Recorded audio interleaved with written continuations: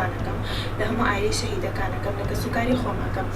پێم باش بوو لێرەیە لە دوای ئەوەی کە نەورۆز وەکو بۆنەیەکە هەمومان نەزانین کە ئەڕۆینە دەرەوانێ، پێم خۆش بوو ئەوە باسکەم وەکو خانمێکی پزیشک، وەکو خانمێک تکایەکم هەیە بۆ خانمان، تکایە ئەم نەورۆزە یارمەتی دەربن بۆ ئەوەی کە ژینگەکەمان بپارێزین.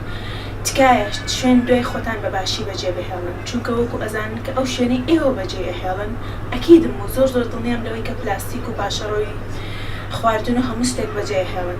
ئەم جینگەیە بەس ئێوەی تیا ناژین، ئاژەڵانیشی تیاژی و کەسانی تریشی تیاژی، بۆیە تکایە بیر لەوانیش بکەن.